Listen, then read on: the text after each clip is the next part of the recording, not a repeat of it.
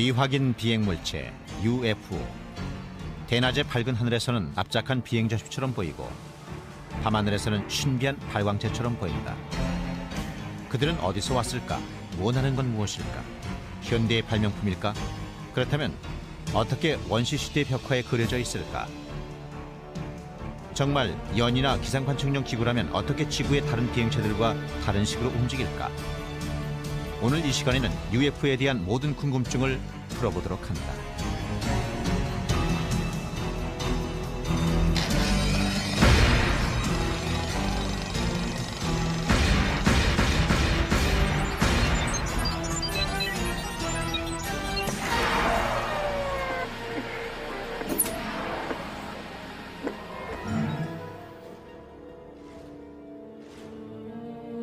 UFO 출몰에 대한 얘기가 나온 지 50년이나 지났으니 UFO도 이젠 우리와 꽤 친숙한 사이가 됐다.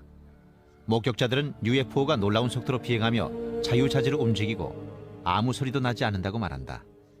그들은 지구에서 만들어진 항공기와 완전히 다르다.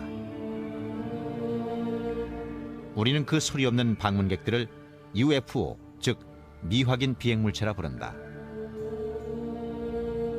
그들은 지구 곳곳에서 찍은 사진에 예고 없이 등장한다. 하지만 과거 역사를 돌이켜보면 UFO가 아주 오래전부터 지구에 있었다는 놀라운 사실을 알게 된다. 인류의 조상들이 어두운 동굴에서 생활했던 12,000년 전부터 지구에 있었는지도 모른다. 원시인들이 기거했던 동굴벽에는 사냥꾼이나 사냥감으로 선호했던 동물의 그림이 그려져 있다. 그런데 최근 들어 다른 그림이 주목을 받고 있다. 프랑스와 스페인의 동굴에서 발견한 이 벽화들을 보면 사냥과 어울리지 않는 그림을 볼 수 있다. 모양이 아주 독특합니다. UFO나 비행 잡지처럼 보이는 경우도 자주 있고요. 그것들이 UFO라거나 특정 형태의 기구를 뜻하는 말은 아닙니다. 하지만 UFO처럼 지구가 아닌 다른 행성에서 왔을지도 모르는 물체와 비슷한 점을 갖고 있는 것 같습니다. 동굴에 살던 사람들이 벽화의 소재를 어디서 얻었을까요? 동굴의 벽화를 그리는 일은 쉽지 않았을 겁니다. 그러니까 일상생활에서 가장 중요한 일을 그림으로 그렸겠죠. 그런데 그런 그림은 한두 번에 그친 게 아닙니다. 원시인의 동굴 벽화에서 자주 발견할 수 있습니다. 문명이 발달함에 따라 인류는 동굴에서 벗어나 도시를 건설했다. 4천여 년 전 이집트의 투투모세 3세 시대 필경사들이 UFO를 봤다는 내용과 비슷한 기록을 남겼다.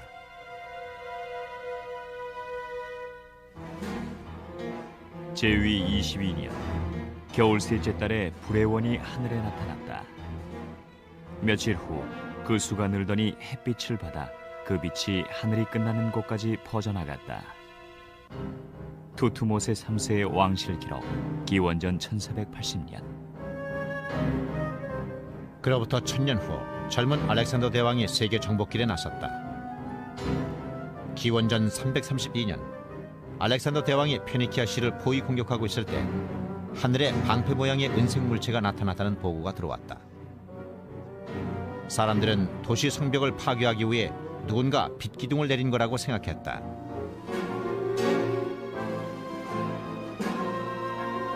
성서에까지도 누군가 외계 비행 물체에 대해 얘기한 내용이 적혀 있다.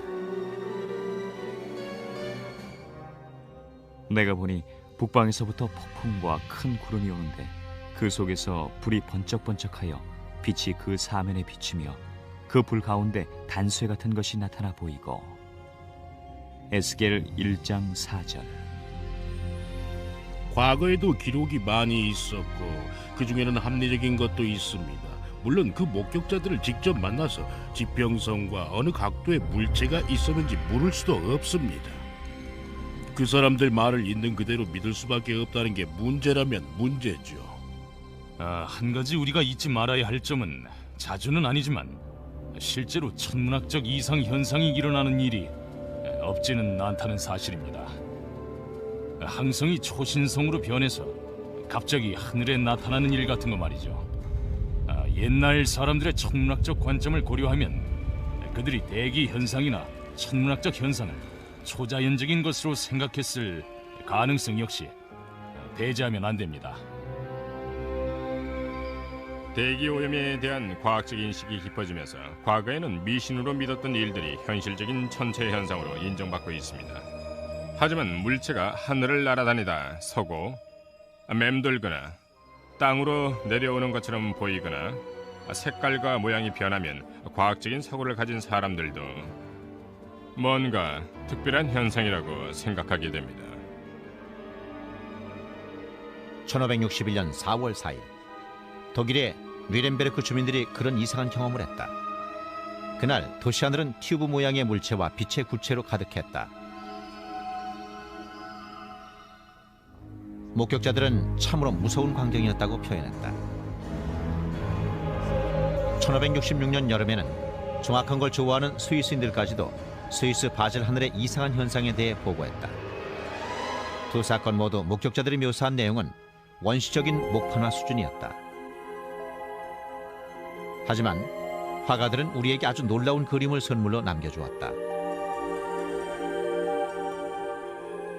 1998년 다니엘라 지오로다노라는 이탈리아 작가가 르네상스 시대 화가들이 그림에 그린 수수께끼의 비행물체에 대한 경이적인 연구로 상을 수상했다.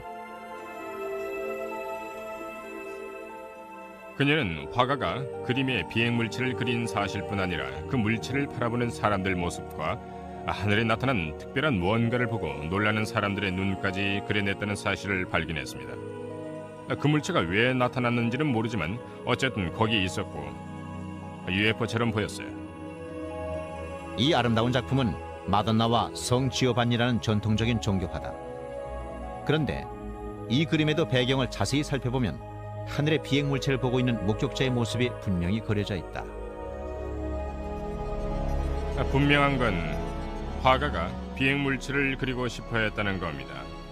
화가는 마돈나의 모습뿐 아니라 뒤쪽에 비행물체를 보고 있는 사람도 일부러 그려 넣은 겁니다.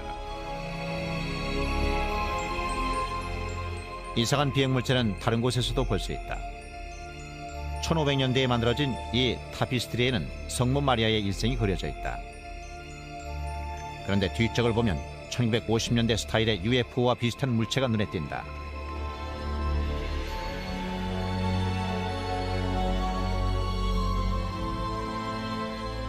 코소보에 있는 14세기 수도원에 있는 프레스코 벽화에도 비행물체로 보이는 그림이 그려져 있다.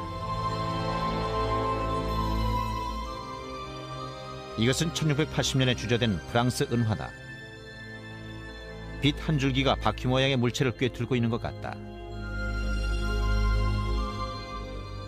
비슷한 물체가 그 후 250년 동안 여러 곳에서 모습을 보이고 있다.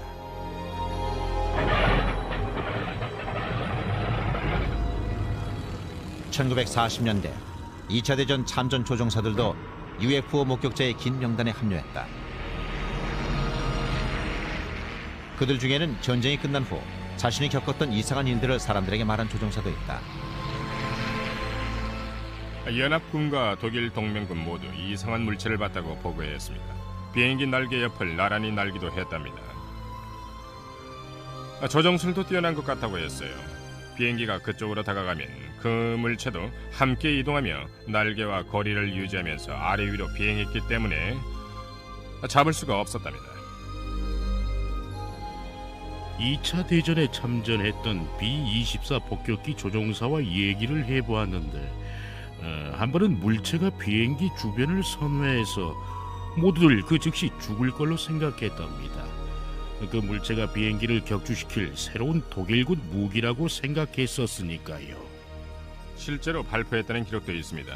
그런데 총알이 그대로 통과했고 그 물체는 전혀 손상되지 않았답니다. 연합군 조종사들은 그 물체를 독일군 비밀 무기라고 생각했고 독일군은 연합군의 것이라고 생각했죠. 그러나 전쟁이 끝난 후 조사 결과 연합군이나 독일 동맹군 모두 그런 비행물체를 만들지 않았다는 사실이 밝혀졌다. 다른 누군가가 만든 것이다. 조종술도 아주 뛰어났답니다. 전쟁이 끝난 직후에도 그런 물체를 봤다는 얘기가 많이 나왔었죠. 당시에는 비행 접시라고 불렸습니다.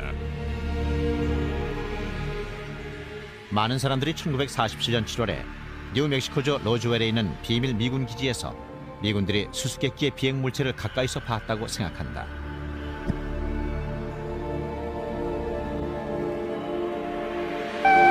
The Army Air Forces has announced that a flying disc has been found and is now in the possession of the Army.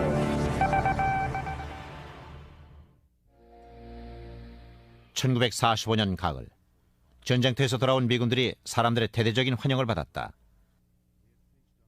전쟁의 공포를 겪은 사람들은 이제 교회로 발걸음을 돌렸고 베이비 붐이 일어나기 시작했다. 같은 시기 다른 새로운 시대가 문을 열었다. 그동안 뒷전에만 머물며 모두들 쉬쉬하고 있던 수수께끼의 비행물체가 무대 중앙으로 당당히 걸어나온 것이다. 침묵의 시대는 막을 내렸다. 현대의 UFO 목격담 열기는 단순하게 시작됐다. 시발점은 사진이나 레이더 같은 물리적인 증거가 아니라 때맞춰 등장한 한 남자의 이야기였다. 32살의 성공적인 사업가 케너스 아놀드는 어느 여름날 이상한 일을 목격했다. 그는 자기 비행기를 타고 다니며 소방기구를 파는 사람이었다. 1947년 6월 24일 화요일, 아놀드는 워싱턴주 캐스케이드 산맥에 있는 레이니어 산을 향해 날고 있었다. 대기는 부드럽고 맑았다. 9,200피트 상공에 다다랐을 때 그는 밝은 불빛을 보게 됐다. 아놀드는 레이니어 산 북쪽에서 이상한 비행물체 9대가 시속 1200마일의 속도로 날고 있는 것을 보았다.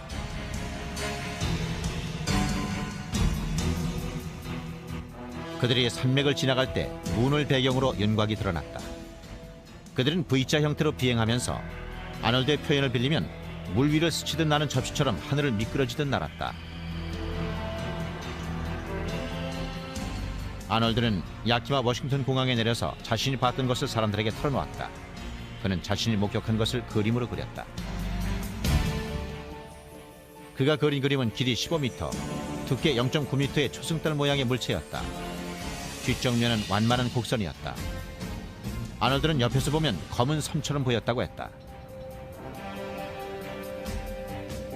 얼마 되지 않아 아놀드의 UFO 목격담이 세상에 알려졌다. 신문은 아놀드가 본 물체에 새 이름을 붙였다. 그 이름이 바로 비행 접시였다. 케너스 아놀드는 곧 유명인사가 됐다. 그는 책도 쓰고 잡지 표지도 장식하면서 아인슈타인과 괴짜의 복합체로 사람들의 존경을 받았다. 언론은 계속해서 그를 세상을 뒤흔든 사람이라 불렀다. 아놀드가 비행 접시를 목격하고 몇 주일 동안 언론은 비행 접시에 대한 사람들의 상상에 불을 지폈다.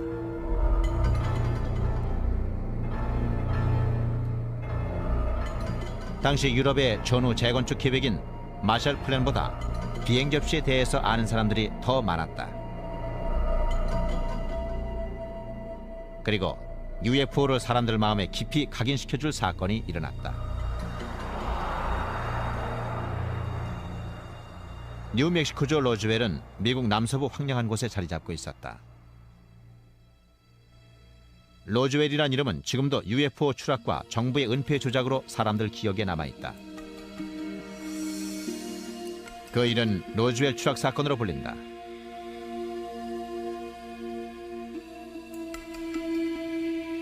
(1947년) 여름, 로즈웰 육군 항공대는 509 엘리트 폭격대대의 고향이었다. 2차 대전 당시 히로시마와 나가사키까지 핵폭탄을 실어 날랐던 B-29가 이곳에서 발진했다. 이것은 비행 접시를 믿는 사람들에게 잊지 못할 장소가 됐다.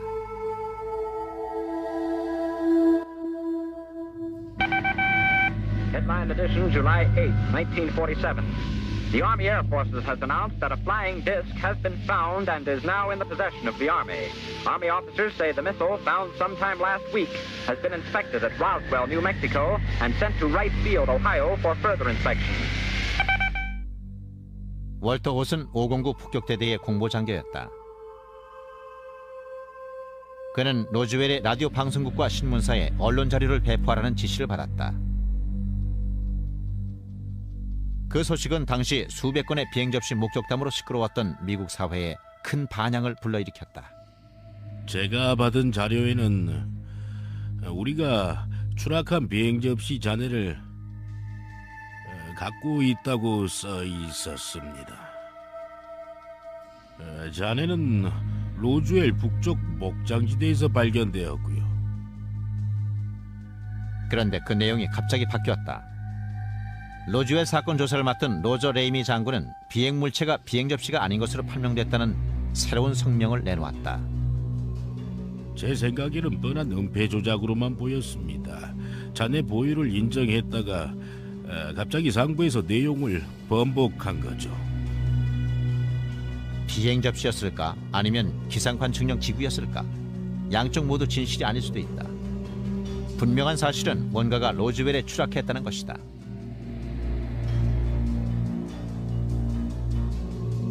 로즈웰 외곽에 있는 사막에 맥 브레절이란 목장주가 이상한 철제 잔해들을 발견했다. 잔해는 800m 이상 넓게 퍼져 있었다. 브레절은 군 항공기가 추락한 걸로 생각하고 군기지에 알렸다. 제시 마셀 주니어는 로즈웰 육군 항공대 정보장교였던 아버지가 무엇이 추락했는지를 조사하기 위해서 현장으로 파견됐었다고 했다.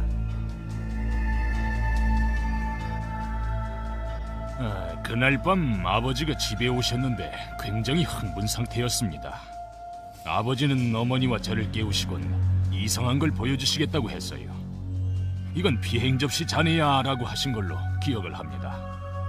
당시 전 12살이었는데 항공기 조각이나 기상 관측용 기구 조각 같은 건 봤었지만 그건 생전 처음 보는 거였습니다. 조각의 가장 흥미로운 부분은 I자 빔처럼 보이는 부분이었습니다. 불을 비춰보니까 I자 빔 안쪽에 무슨 상징 기호나 글자 같은 게 써 있는 것처럼 보였어요. 그걸 보고 저는 다른 행성에서 온 물건이라고 생각을 했었지요. 로즈웰 사건에 대해 책을 쓰려고 조사를 하는 동안 작가 케빈 랜드는 마셀 소령이 가져온 잔해에 대해 더 많은 걸 알게 됐다. 그건 얇은 금속 조각이었습니다. 주석판이나 동판이라고 부르는 사람도 있었습니다. 판을 공처럼 뭉쳐서 테이블에 떨어뜨리면 혼자서 펴지고 구겨진 흔적도 없었습니다. 랜드는 1947년에 신비한 잔해를 직접 만져봤다는 사람들과 만나 인터뷰했다. 조각을 똘똘 뭉쳐서 그걸 테이블 같은 곳에 떨어뜨리면 부딪히는 즉시 물처럼 넓게 펴졌습니다. 사람들이 그걸 집어서 칼로 잘라보려고도 해봤고 라이터로 태워보려고도 했지만 그 물체에 어떤 해도 입힐 수가 없었어요. 프랭키 로우의 아버지는 로즈웰 소방서의 부서장이었다. 프랭키가 12살 때 소방서를 방문했을 때 소방관들은 이상한 금속을 실험하고 있었다. 소방관들이 테이블 주위에 원을 그리고 둘러서서 그 물체를 갖고 놀았습니다. 마침 그게 제 쪽으로 와서 제가 그걸 집었어요. 그런 다음 앉아서 한동안 갖고 놀았습니다. 뭉쳐서 떨어뜨리며 놀았죠. 그런데 그걸 손에 집었을 때 손에 뭘 쥐었다는 느낌이 없었죠. 랜드는 추락 현장 청소 작업이 엄중한 경비하에 이루어졌고 경찰도 현장으로 들어갈 수 없었다는 증거를 발견했다. 제가 알아낸 바로는 추락 현장 주변 높은 곳에 소총병이 감시를 하고 있었고 사람들을 불어서 수레에 잔해를 실어서 한 군데에 모은 다음 트럭을 몰고 가서 실어 나왔답니다. 마지막에는 사람들이 기어다니며 눈에 보이는 모든 잔해 조각까지 모조리 긁어 모았던 것 같습니다. 두 번째 추락 현장에서는 훨씬 더 놀라운 것이 발견됐다는 소문도 나돌았다. 프랭키 로우의 아버지는 현장에 소방관들이 소환됐었다고 말했다. 그곳에서 그는 진짜 외계의 생명체로 보이는 것을 목격했다. 소방관들은 로즈웰 북부 48km 지점에 비행기가 추락한 줄 알고 불려갔습니다. 그런데 현장에 도착해보니 그건 비행기가 아니었어요. 아버지 말씀이 비행 접시였답니다. 그리고 그곳에 작은 사람들이 있었대요. 그중 한 명은 살아 있었고 땅바닥에 있는 2명은 뭔가에 덮여 있었답니다. 아버지가 보기엔 시체 자루 같은 거에 쌓여 있었다고 했어요. 그리고 한 명은 걸어 다니고 있었는데 다친 것 같진 않았다고 하셨어요. 케빈 랜들은 조사를 한 결과 무슨 일이 일어나는지에 대한 가설을 세웠다. 목격자들에 의하면 그 비행 물체는 로즈웰 육군 항공대에 있는 84번 경납고로 운반돼서 한동안 그곳에 있다가 여러 차례로 나뉘어서 로즈웰 밖으로 운반돼 나간 것 같습니다. 랜들은 외계인 시체가 든 상자와 비행 접시 잔해들은 엄중한 경계 속에서 84번 경납고에 보관됐다가 다른 곳으로 이송된 후 2번 다시 볼 수가 없었다고 믿고 있다.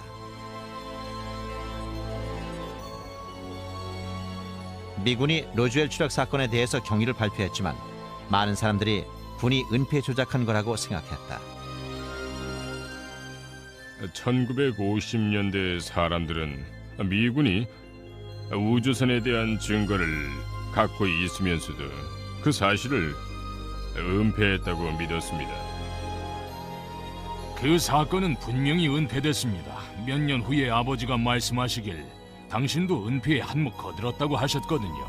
기상 관측용 기구라고 말씀하셨답니다. 마셀에 의하면 그의 아버지는 기상 관측용 기구의 잔해를 수거했다고 말하라는 명령을 받았다는 사실을 폭로했다고 한다. 아버지는 어머니한테 아무 일도 아니니까 친구들과 얘기할 생각은 절대 하지 말라고 하셨습니다. 그때 전 꼬마 공군이었죠. 전 군의 명령을 믿었습니다. 아버지는 제가 말을 하지 않기를 바랬지요. 군 관계자들이 사실을 아는 사람들을 방문해서 입을 다물라고 강요했습니다. 프랭키 로우도 군복 입은 사람을 만난 걸 기억한다. 그 사람은 큰 소리로 넌 아무것도 보지 못한 거다 라고 했어요. 그리고 그 사람 벨트에 몽둥이 같은 걸 차고 있었는데 그걸 빼더니 아주 큰 소리로 말을 하기 시작하면서 힘주어 말할 때마다 그 몽둥이로 자기 손을 내리쳤어요. 넌 아무것도 못 본 거야. 넌 거기 없었어. 그러면서 그 일에 대해 한마디라도 하면 평생 동안 가족과 헤어져 살아야 할 거라고 했습니다. 그걸로도 충분하지 않았는지 이 근방은 사막이라는 거 알지? 널 사막 한가운데 데려다 놓으면 시체도 찾지 못할 거라고 했어요. 목격자의 말이 사실이라면 죽이겠다고 협박당한 것일 수도 있다. 사람들은 로즈웰 사건에 대해서 입을 다물라는 경고를 받았다. 무엇을 보호하려 했던 것일까? 1948년 1월 미 공군은 드러나는 UFO 목격 사례에 대한 조사를 시작했다.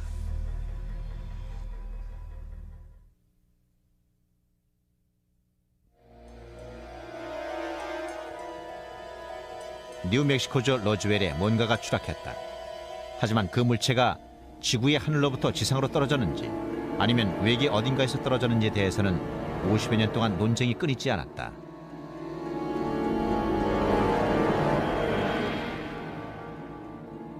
미 공군의 주장처럼 그 물체가 진짜 기상 관측용 기구였을지도 모른다.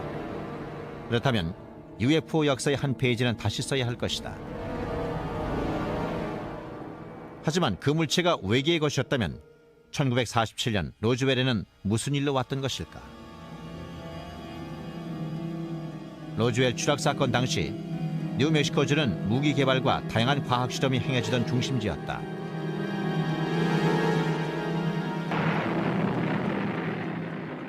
당시 로즈웰 지역은 세계에서 유일하게 레이더와 로켓 그리고 핵무기 실험이 행해졌던 곳이었다. 때문에 UFO에 대한 의문은 국가 안보의 위협적인 존재가 될 수밖에 없었다.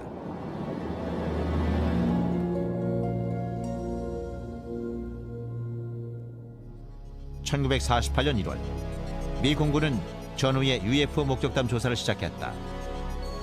조사 작전의 암호명은 프로젝트 사인이었다. 조사팀은 10월 말에 모든 작업을 끝내고 놀라운 결론을 내렸다. 프로젝트 사인은 상황평가서라는 최종 보고서를 제출했는데 UFO가 행성 간 교통수단이라는 결론이 내려졌습니다.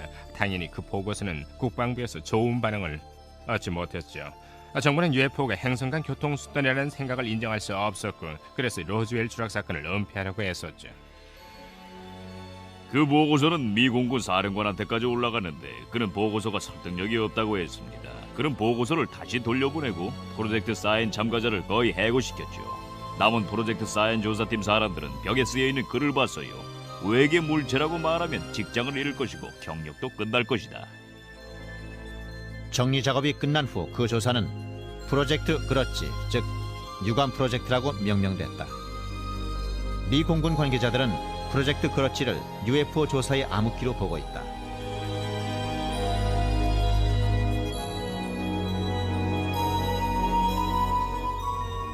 (1951년 8월) 텍사스 하늘에 V자 형태를 그리며 이동하는 물체들이 등장했다. 하지만 프로젝트 그렇지 조사팀은 그것이 도시 불빛에 반사된 새떼였다고 말했다.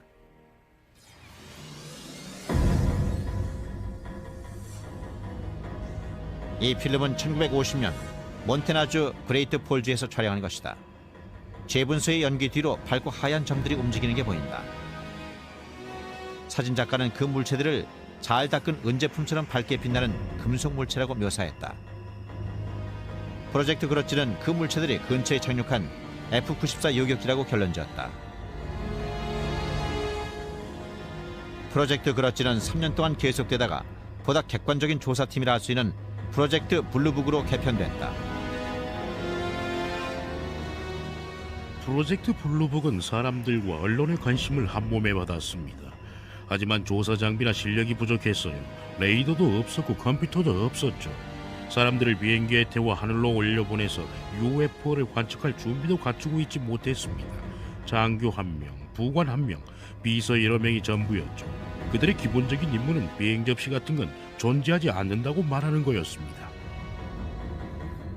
헥터 퀸타넬라 소령이 1960년대 후반에 블루북 프로젝트의 책임자가 됐다. The objectives of the program are twofold. They're the same as they have been since 1953 when the regulation was written. First of all, to try to determine if the UFO phenomena presents a threat to the security of the United States. And second, to determine if the UFO phenomena exhibits any technological advances which could be channeled into research and development. UFO 목격담 보고 중 대다수가 접시 모양의 렌즈 구름과 같은 대기 이상 현상으로 쉽게 설명할 수 있었다. 이 필름을 찍은 해군 장교이자 항공사진 작가는 카메라로 찍기 전에 그 물체를 가까이서 봤다고 주장했다. 그는 그 물체가 접시 모양이고 금속 색깔이었다고 말했다. 블루북은 그 물체들이 높이 나는 새들이었다고 결론지었다. 16년 동안 블루북 컨설턴트로 일한 천문학자 J. 앨런 하이넥은 그 프로젝트의 당시 사정에 대해서 이렇게 말했다. 퀸타넬라 소령은 말하자면 넌센스 학교 교장으로 취임한 셈이었다.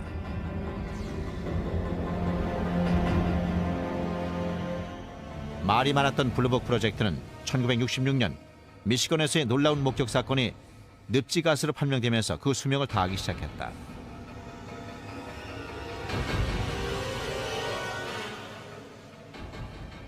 (1969년 12월) 미 공군은 프로젝트 블루북의 문을 닫고 UFO 문제에서 손을 뗐다. 그 문제를 기꺼이 다루고 싶어하는 과학자들도 별로 없었다. 그렇지만 UFO 문제를 캐고 싶어하는 과학자들이 없는 것은 아니었다.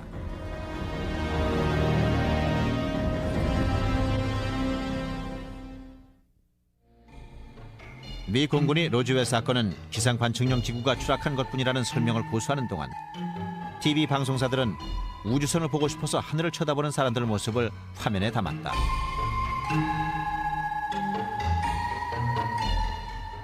갑자기 미국 곳곳에서 사람들이 뭔가를 봤다는 얘기가 들려오기 시작했다.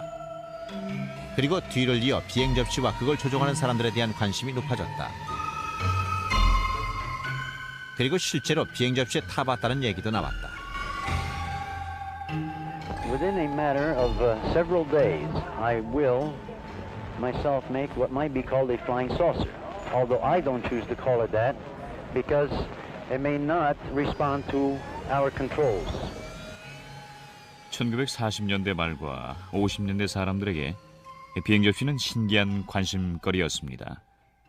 그래서 대중의 인기를 한몸에 받았죠. 화성인들이 비행 접시를 타고 지구를 침공한다는 아이디어에 바탕을 둔 공상과학 영화도 나왔습니다.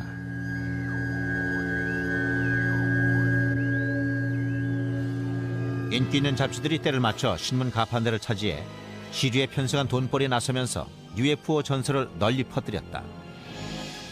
비행 접시 전설 뒤에 있었던 남자는 칠판인 레이먼드 팔머였다. 팔머는 젊었을 때 여러 차례 부상을 당해서 몸이 온전하지 않았습니다. 곱치라고 해도 틀린 말은 아니었을 겁니다. 그에겐 사람들을 끌어들이는 능력이 있었습니다. 그는 사람들을 놀리는 걸 좋아했죠. 그를 좋아하는 팬들도 속아 넘어가거나 놀림당하는 걸 아주 좋아했고요.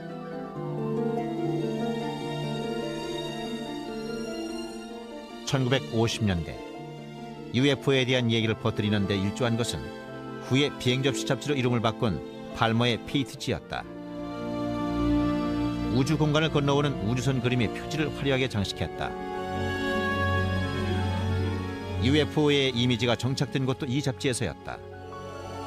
이제는 누구나 UFO가 외계에서 온 비행 접시라는 걸 알게 됐다. 1950년대 UFO 열풍의 뒤를 이어 소위 피접촉자 운동이 일어났다. 피접촉자란 우주인들과 만났다고 주장하는 사람들을 뜻했다.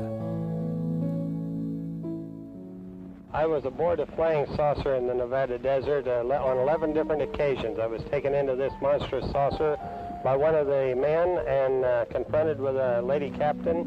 Beautiful complexion, beautiful appearing woman, and they're peaceful people. They mean no harm to us. They come down here to investigate what's going on Earth, and they certainly convinced me that they're peaceful, and they come from another planet they call Clarion. They told me there was life on Mars and that there were life on other planets as well, and all planets except Earth had interplanetary means of travel. 피접촉자 운동을 시작한 사람은 폴란드 출신으로 스스로 철학자라 일컫는 조지 아담스키란 남자였다. 그의 책 비행 접시가 착륙했다 해서 아담스키는 1952년 캘리포니아 남쪽 사막에 착륙한 비행 접시를 만났다고 주장했다. I was picked up on a desert, in California desert, and I was taken to the mothership and they were flown around, not too close to the moon, but with instruments, similar you might say, except it wasn't a camera, it was a regular sort of a telescopic instruments that we were able to see what was on the moon on the other side of it, see? 아담스키의 책에는 금성에서 온 오손이란 이름의 남자와의 만남이 자세히 쓰여 있었다. 그를 태워간 정찰선의 사진도 실려 있었다. 아담스키의 책에는 계속 고조되고 있던 미국과 소련의 긴장 상태 같은 1950년대의 정치 상황도 그대로 반영돼 있었다.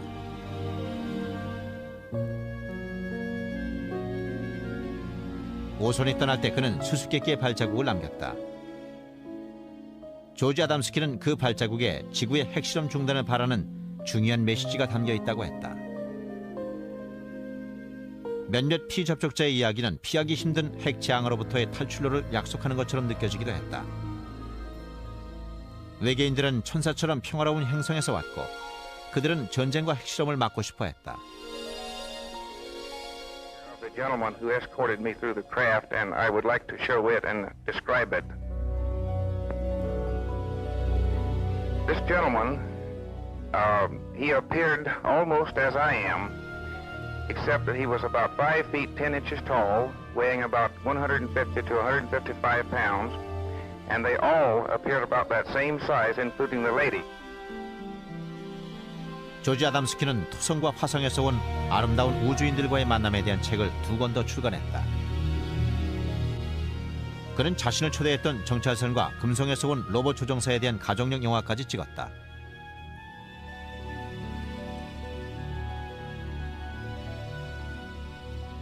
아담스키 이야기에 대한 영향으로 비행접시 클럽과 모임이 폭발적으로 늘어났다. (1950년대) 내내 비행 접시 열기가 계속되면서 사람들은 클럽을 결성하기 시작했습니다. 취미가 같은 사람들이 모인 일종의 동호인 클럽이었죠.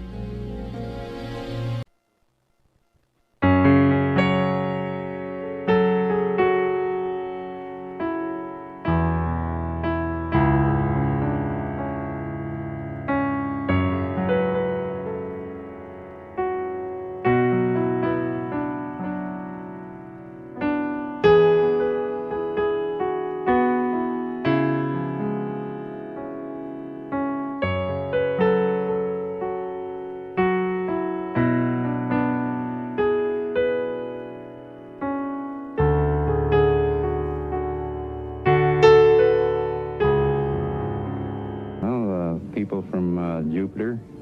I have made telepathic contact for the past 8 years with many space people from many areas of space, both inside and outside of the solar system. 페스티벌에서는 강연회가 열렸고 매점에서는 책, 사진 그리고 우주시대 기념품들을 팔았다. 가장 중요한 것은 그 같은 집회가 피접촉자들에게 아이디어나 소문 그리고 사건 이야기를 교환하는 장소를 제공했다는 것이다. But I do believe what I see. And I am one of those who was inside a flying saucer. I seem to become one with the entire universe. Everything in the universe seemed to be contracted down to one small dot. What were their clothes like? The woman had a radiant red box-pleated skirt and a black velvet appearing blouse and a black and red tam or beret, and the men had clothes very similar to our Greyhound bus drivers. 피접촉자들은 자신들이 탔던 우주선에 대해서 놀라울 정도로 자세하게 설명했다. On July the 12th, I took a trip in a flying saucer, which I am pointing right here. The saucer was well equipped with rooms, bedrooms, bathrooms, toilets, and this saucer, I went up into Mars, over the Moon, Venus, Clarion, and Orion. When I say Orion, I do not mean Orion. It is a planet outside of our galaxy. 피접촉자들 사이에서는 UFO의 증거가 머지않아 드러날 거라는 믿음이 큰 인기를 얻었다. We are going to see more and more of these visitors from space, and that before too long, the evidence will be incontrovertible, that you will have on your TV screens and on your movie screens concrete evidence that the ships are here and that they are real, and they're not fantastic things which have been cooked up to make a movie.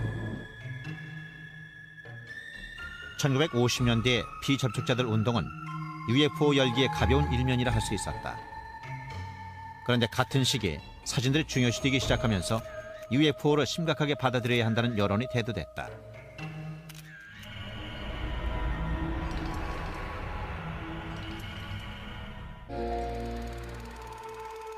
UFO는 둥글다.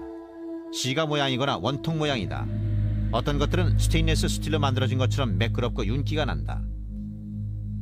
외계의 주철을 볼트로 쥐어놓은 것처럼 보이는 것도 있었다. 밤에는 빛을 깜빡이는 것으로 묘사되고 있다.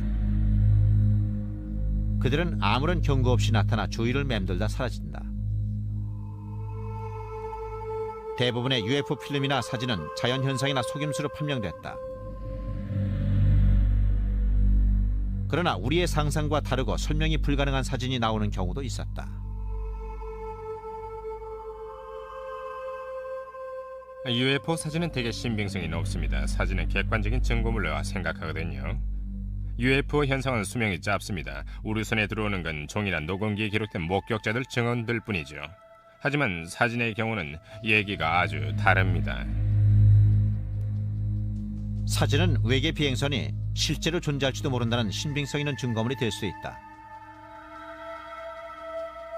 UFO 학자들이 한낮의 접시라고 부르는 물체에 대한 가장 설득력 있는 증거 중에는 사진들이 많다. 이 사진은 1952년 7월 29일에 조지 스톡이 뉴저지주 파세이게 있는 자신의 상점 밖에서 찍은 것이다. 스톡은 오후 4시 30분에 밖에서 일을 하다가 머리 위로 이상한 게 지나가는 걸 봤다고 보고했다.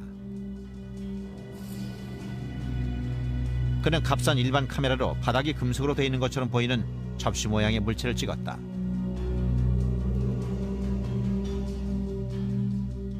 그 물체는 잠시 상공을 맴돌다가 속도를 높여 사라졌다. 스톡이 진짜 비행 접시를 봤는지 속임수를 썼는지 혹은 다른 사람의 장난에 속은 건지는 영원히 알 길이 없다. 브루스 맥카비 박사는 미 해군에서 일하는 광학물리학자다. 그의 공식적인 연구에는 고에너지 우주 레이저가 포함되어 있지만 그는 UFO 사진 정밀 분석에도 남다른 관심을 갖고 있다. 맥카비 박사의 특별한 관심사 중 하나는 설명이 불가능하고 속임수라고 매도할 수 없는 사진들이다. 그 중 하나가 1950년 오리건주에 있는 한 농장에서 찍은 사진이다.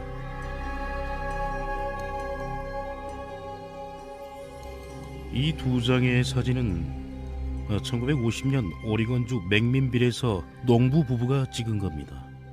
이게 첫 번째 사진이고 이게 두 번째 거예요. 사진을 약간 확대시켜 보면 맥카비는 단순한 카메라로 초저녁에 찍은 사진들을 이미지 확대 기기를 이용해서 집중 분석했다. 여기 타원형 물체가 보이시죠? 위에 뭔가 약간 돌출되어 있는 것 같습니다. 이건 분명 속임수거나 진짜 중 하나입니다. 그 중간은 없어요. 자세히 들여다보면 새나 비행기도 아니고 슈퍼맨도 아니라는 걸 분명히 알 수 있습니다. 그럼 다음 질문은 이게 뭐냐는 거죠. 이쪽을 보면 보일 겁니다. 전선 같은 게 보입니다. 물체 바로 위에 있어요. 다시 확대해 볼까요? 이제 문제는 전선 아래 매달린 게 오리건의 사진을 정밀 분석한 결과 맥카비는 사람들 눈을 속이는 물체를 매달고 있는 줄이나 선과는 전혀 다른 미세한 긁힘 자국을 찾아냈다. 아무도 물체와 연결되어 있는 줄을 찾아내지 못했습니다. 카메라를 움직여서 영상이 흐려진 게 아니라면 우연히 사진에 찍혔을 가능성도 있습니다. 미 공군과 FBI 요원들도 사진을 찍은 사람들에게 질문을 했고 잡지에 사진이 실리기도 했다. 그러나 아무도 정확한 설명을 하지 못했다.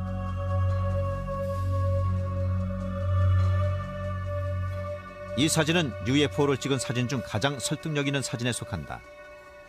이것은 1958년에 브라질 해안에서 일하던 브라질 정부 연구팀이 찍은 것이다.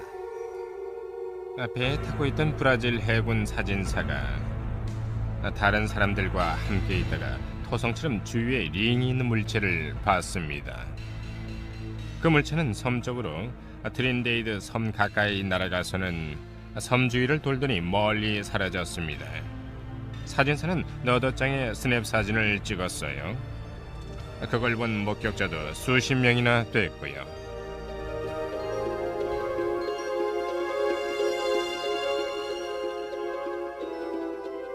UFO는 2분 가까이 목격됐다. 처음에 그 물체는 섬 가까이 접근했다가 산 뒤쪽으로 사라졌다. 그런 다음 다시 나타나서 바다를 향해서 빠른 속도로 사라졌다. 그건 누군가 만든 게 분명합니다. 하지만 지구상에 있는 어떤 물체와도 닮지 않았어요. 사진을 찍는 걸 본 사람들도 많이 있었습니다. 그런 이유에서 그 사진들은 아주 특별합니다. UFO가 누군가의 기술력으로 만든 거라는 사실을 말해주고 있으니까요. 그건 목격자가 많은 경우입니다. 과학자들도 있었고 전문적인 사진사도 있었어요. 사진도 여러 장이고요. 아마도 UFO를 찍은 사진 중에서 최고일지도 모릅니다. 사진이 찍혀진 직후 주설리노 쿠버책 브라질 대통령은 그 사진을 언론에 공개하라는 지시를 내렸다. 그의 행동은 공식적인 UFO 조사가 비밀리에 진행되는 미국과 좋은 대조를 이뤘다. 은폐의 시작은 1947년 로즈웰 사건이었다. 요즘도 정부에 기록 열람을 요청하면 거부당한다. 공개된 서류들도 특별한 이유 없이 삭제된 부분이 많다. 많은 사람들이 정부가 사실을 은폐하고 있으며 미확인 비행 물체가 지구가 아닌 어딘가에서 왔을지도 모른다는 결론을 내린다 해도 놀랄 일은 아니다.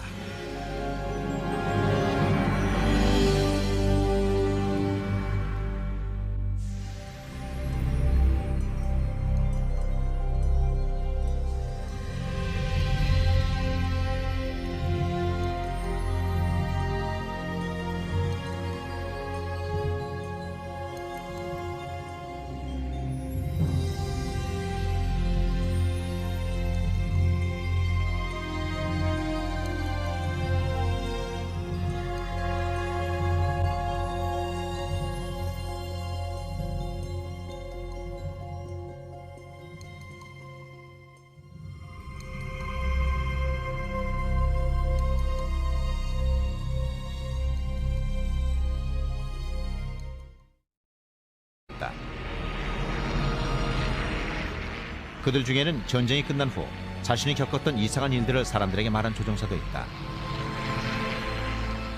연합군과 독일 동맹군 모두 이상한 물체를 봤다고 보고했습니다. 비행기 날개 옆을 나란히 날기도 했답니다. 조종술도 뛰어난 것 같다고 했어요. 비행기가 그쪽으로 다가가면 그 물체도 함께 이동하며 날개와 거리를 유지하면서 아래 위로 비행했기 때문에 잡을 수가 없었답니다. 2차 대전에 참전했던 B-24 폭격기 조종사와 얘기를 해보았는데 한 번은 물체가 비행기 주변을 선회해서 모두들 그 즉시 죽을 걸로 생각했답니다. 그 물체가 비행기를 격추시킬 새로운 독일군 무기라고 생각했었으니까요. 실제로 발표했다는 기록도 있습니다. 그런데 총알이 그대로 통과했고 그 물체는 전혀 손상되지 않았답니다. 연합군 조종사들은 그 물체를 독일군 비밀 무기라고 생각했고 독일군은 연합군의 것이라고 생각했죠. 그러나 전쟁이 끝난 후 조사 결과 연합군이나 독일 동맹군 모두 그런 비행 물체를 만들지 않았다는 사실이 밝혀졌다. 다른 누군가가 만든 것이다. 조종술도 아주 뛰어났답니다. 전쟁이 끝난 직후에도 그런 물체를 봤다는 얘기가 많이 나왔었죠. 당시에는 비행 접시라고 불렸습니다. 많은 사람들이 1947년 7월에 뉴멕시코주 로즈웰에 있는 비밀 미군 기지에서 미군들이 수수께끼의 비행 물체를 가까이서 봤다고 생각한다.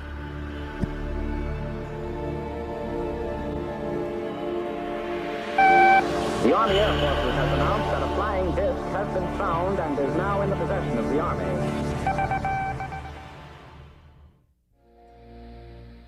1945년 가을, 전쟁터에서 돌아온 미군들이 사람들의 대대적인 환영을 받았다.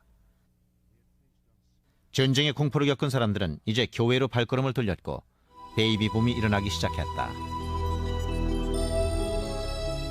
같은 시기, 다른 새로운 시대가 문을 열었다.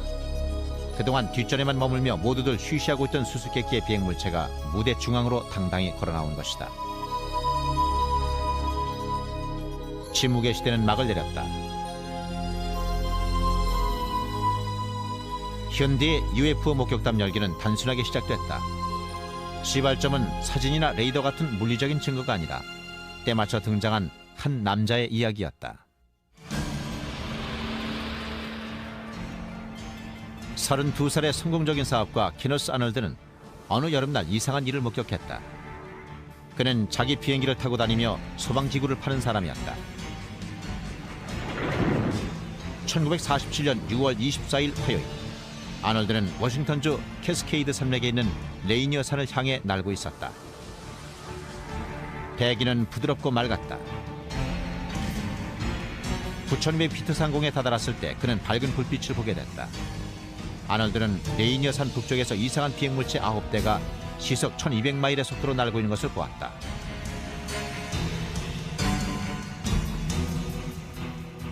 그들이 산맥을 지나갈 때 문을 배경으로 윤곽이 드러났다. 그들은 V자 형태로 비행하면서 아놀드의 표현을 빌리면 물 위를 스치듯 나는 접시처럼 하늘을 미끄러지듯 날았다. 아놀드는 야키마 워싱턴 공항에 내려서 자신이 봤던 것을 사람들에게 털어놓았다. 그는 자신이 목격한 것을 그림으로 그렸다. 그가 그린 그림은 길이 15m, 두께 0.9m의 초승달 모양의 물체였다. 뒷정면은 완만한 곡선이었다. 아놀드는 옆에서 보면 검은 섬처럼 보였다고 했다. 얼마 되지 않아 아놀드의 UFO 목격담이 세상에 알려졌다. 조각의 가장 흥미로운 부분은 I자 빔처럼 보이는 부분이었습니다. 불을 비춰보니까 I자 빔 안쪽에 무슨 상징 기호나 글자 같은 게 써 있는 것처럼 보였어요. 그걸 보고 저는 다른 행성에서 온 물건이라고 생각을 했었지요. 로즈웰 사건에 대해 책을 쓰려고 조사를 하는 동안 작가 케빈 랜드는 마셀 소령이 가져온 잔해에 대해 더 많은 걸 알게 됐다. 그건 얇은 금속 조각이었습니다. 주석판이나 동판이라고 부르는 사람도 있었습니다. 판을 공처럼 뭉쳐서 테이블에 떨어뜨리면 혼자서 펴지고 구겨진 흔적도 없었습니다. 랜드는 1947년에 신비한 잔해를 직접 만져봤다는 사람들과 만나 인터뷰했다. 조각을 똘똘 뭉쳐서 그걸 테이블 같은 곳에 떨어뜨리면 부딪히는 즉시 물처럼 넓게 펴졌습니다. 사람들이 그걸 집어서 칼로 잘라보려고도 해봤고 라이터로 태워보려고도 했지만 그 물체에 어떤 해도 입힐 수가 없었어요. 프랭키 로우의 아버지는 로즈웰 소방서의 부서장이었다. 프랭키가 12살 때 소방서를 방문했을 때 소방관들은 이상한 금속을 실험하고 있었다. 소방관들이 테이블 주위에 원을 그리고 둘러서서 그 물체를 갖고 놀았습니다. 마침 그게 제 쪽으로 와서 제가 그걸 집었어요.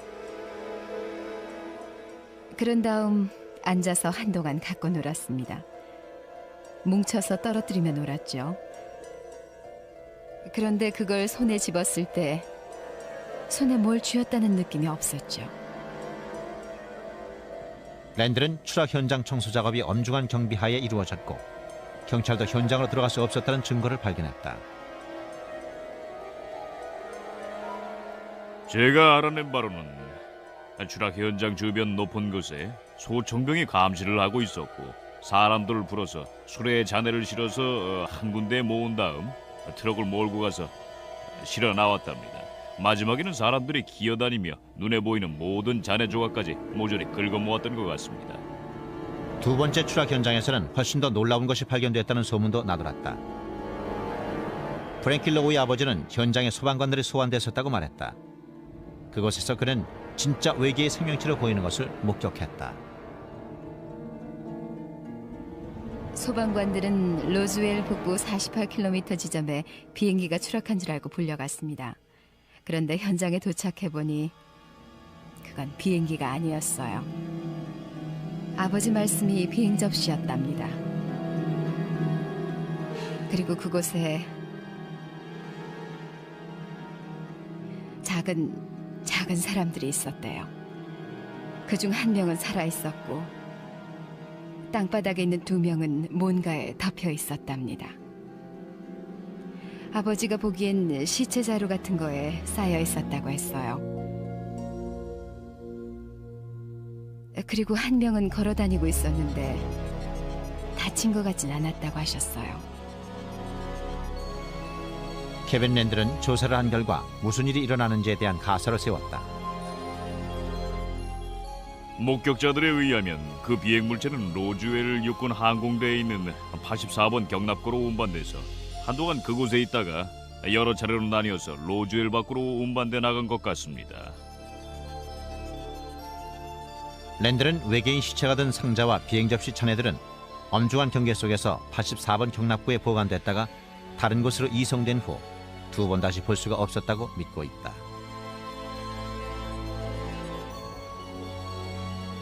미군이 로즈웰 속에서 불이 번쩍번쩍하여 빛이 그 사면에 비치며 그 불 가운데 단쇠 같은 것이 나타나 보이고 에스겔 1장 4절 과거에도 기록이 많이 있었고 그 중에는 합리적인 것도 있습니다. 물론 그 목격자들을 직접 만나서 지평선과 어느 각도의 물체가 있었는지 물을 수도 없습니다. 그 사람들 말을 있는 그대로 믿을 수밖에 없다는 게 문제라면 문제죠. 한 가지 우리가 잊지 말아야 할 점은 자주는 아니지만 실제로 천문학적 이상 현상이 일어나는 일이 없지는 않다는 사실입니다. 항성이 초신성으로 변해서 갑자기 하늘에 나타나는 일 같은 거 말이죠. 옛날 사람들의 천문학적 관점을 고려하면 그들이 대기 현상이나 천문학적 현상을 초자연적인 것으로 생각했을 가능성 역시 배제하면 안 됩니다. 대기 오염에 대한 과학적 인식이 깊어지면서 과거에는 미신으로 믿었던 일들이 현실적인 천체 현상으로 인정받고 있습니다. 하지만 물체가 하늘을 날아다니다 서고 맴돌거나 땅으로 내려오는 것처럼 보이거나 색깔과 모양이 변하면 과학적인 사고를 가진 사람들도 뭔가 특별한 현상이라고 생각하게 됩니다. 1561년 4월 4일 독일의 뉘렌베르크 주민들이 그런 이상한 경험을 했다. 그날 도시 하늘은 튜브 모양의 물체와 빛의 구체로 가득했다. 목격자들은 참으로 무서운 광경이었다고 표현했다. 1566년 여름에는 정확한 걸 좋아하는 스위스인들까지도 스위스 바젤 하늘의 이상한 현상에 대해 보고했다. 두 사건 모두 목격자들이 묘사한 내용은 원시적인 목판화 수준이었다. 하지만 화가들은 우리에게 아주 놀라운 그림을 선물로 남겨주었다. 1998년 다니엘라 지오로다노라는 이탈리아 작가가 르네상스 시대 화가들이 그림에 그린 수수께끼의 비행물체에 대한 경이적인 연구로 상을 수상했다. 그녀는 화가가 그림에 비행물체를 그린 사실뿐 아니라 그 물체를 바라보는 사람들 모습과 하늘에 나타난 특별한 무언가를 보고 놀라는 사람들의 눈까지 그려냈다는 사실을 발견했습니다. 그 물체가 왜 나타났는지는 모르지만 어쨌든 거기 있었고 UFO처럼 보였어요. 이 아름다운 작품은 마돈나와 성 지오반니라는 전통적인 종교화다. 그런데 이 그림에도 배경을 자세히 살펴보면 하늘의 비행물체를 보고 있는 목격자의 모습이 분명히 그려져 있다. 분명한 건 화가가 비행물체를 그리고 싶어 했다는 겁니다. 화가는 마돈나의 모습뿐 아니라 뒤쪽에 비행물체를 보고 있는 사람도 일부러 그려 넣은 겁니다. 이상한 비행물체는 다른 곳에서도 볼 수 있다. 1500년대에 만들어진 이 타피스트리에는 성모 마리아의 일생이 그려져 있다. 그런데 뒤쪽을 보면 1950년대 스타일의 UFO와 비슷한 물체가 눈에 띈다.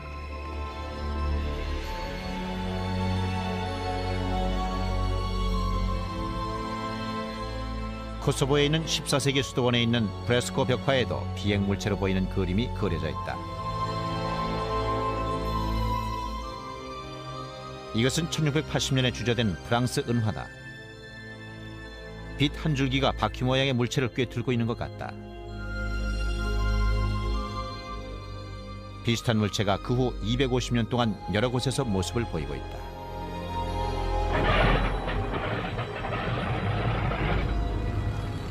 (1940년대) 2차 대전 참전 조종사들도 UFO 목격자의 긴 명단에 합류했다. 신문은 아놀드가 본 물체에 새 이름을 붙였다. 그 이름이 바로 비행 접시였다. 케너스 아놀드는 곧 유명인사가 됐다. 그는 책도 쓰고 잡지 표지도 장식하면서 아인슈타인과 괴짜의 복합체로 사람들의 존경을 받았다. 언론은 계속해서 그를 세상을 뒤흔든 사람이라 불렀다. 아놀드가 비행 접시를 목격하고 몇 주일 동안 언론은 비행 접시에 대한 사람들의 상상에 불을 지폈다.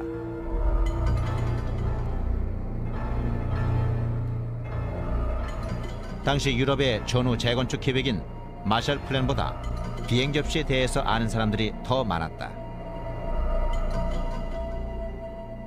그리고 UFO를 사람들 마음에 깊이 각인시켜줄 사건이 일어났다. 뉴멕시코주 로즈웰은 미국 남서부 황량한 곳에 자리 잡고 있었다. 로즈웰이란 이름은 지금도 UFO 추락과 정부의 은폐 조작으로 사람들 기억에 남아있다. 그 일은 로즈웰 추락 사건으로 불린다.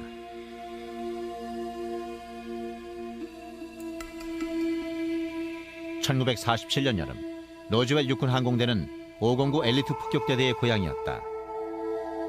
2차 대전 당시 히로시마와 나가사키까지 핵폭탄을 실어 날랐던 B-29가 이곳에서 발진했다. 이것은 비행 접시를 믿는 사람들에게 잊지 못할 장소가 됐다.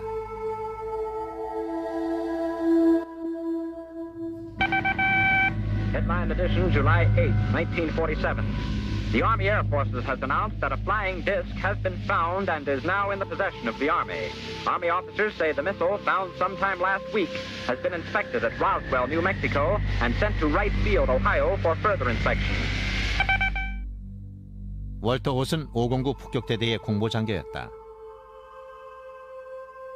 그는 로즈웰의 라디오 방송국과 신문사에 언론 자료를 배포하라는 지시를 받았다. 그 소식은 당시 수백 건의 비행 접시 목격담으로 시끄러웠던 미국 사회에 큰 반향을 불러일으켰다. 제가 받은 자료에는 우리가 추락한 비행 접시 잔해를 갖고 있다고 써 있었습니다. 잔해는 로즈웰 북쪽 목장지대에서 발견되었고요. 그런데 그 내용이 갑자기 바뀌었다.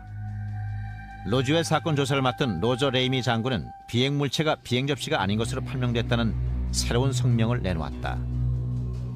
제 생각에는 뻔한 은폐 조작으로만 보였습니다. 잔해 보유를 인정했다가 갑자기 상부에서 내용을 번복한 거죠.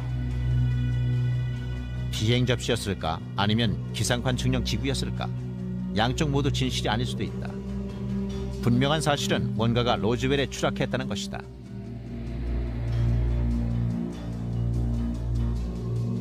로즈웰 외곽에 있는 사막에 맥 브레절이란 목장주가 이상한 철제 잔해들을 발견했다. 잔해는 800m 이상 넓게 퍼져 있었다. 브레절은 군 항공기가 추락한 걸로 생각하고 군기지에 알렸다. 제시 마셀 주니어는 로즈웰 육군 항공대 정보장교였던 아버지가 무엇이 추락했는지를 조사하기 위해서 현장으로 파견됐었다고 했다.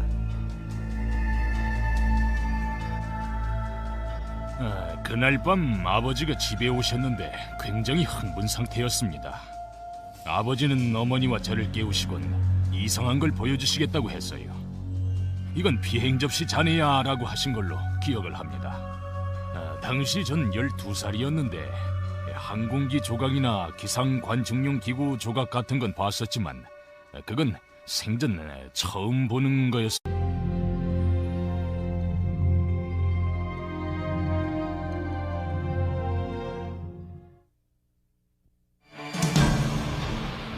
미확인 비행물체 UFO. 대낮의 밝은 하늘에서는 납작한 비행 접시처럼 보이고 밤하늘에서는 신비한 발광체처럼 보인다. 그들은 어디서 왔을까? 원하는 건 무엇일까? 현대의 발명품일까? 그렇다면 어떻게 원시시대 벽화에 그려져 있을까? 정말 연이나 기상관측용 기구라면 어떻게 지구의 다른 비행체들과 다른 식으로 움직일까? 오늘 이 시간에는 UFO에 대한 모든 궁금증을 풀어보도록 한다.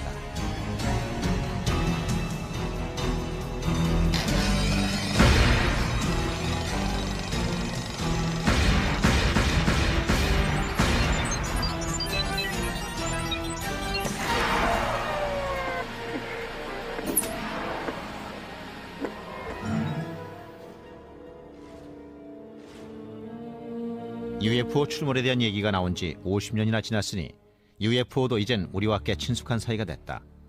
목격자들은 UFO가 놀라운 속도로 비행하며 자유자재로 움직이고 아무 소리도 나지 않는다고 말한다. 그들은 지구에서 만들어진 항공기와 완전히 다르다. 우리는 그 소리 없는 방문객들을 UFO, 즉 미확인 비행물체라 부른다. 그들은 지구 곳곳에서 찍은 사진에 예고 없이 등장한다. 하지만 과거 역사를 돌이켜보면 UFO가 아주 오래전부터 지구에 있었다는 놀라운 사실을 알게 된다. 인류의 조상들이 어두운 동굴에서 생활했던 12,000년 전부터 지구에 있었는지도 모른다.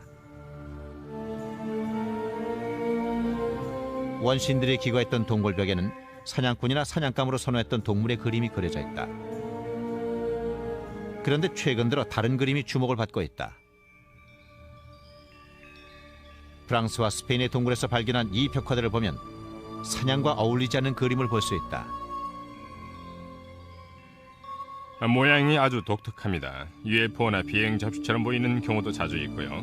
그것들이 UFO라거나 특정 형태의 기구를 뜻하는 말은 아닙니다.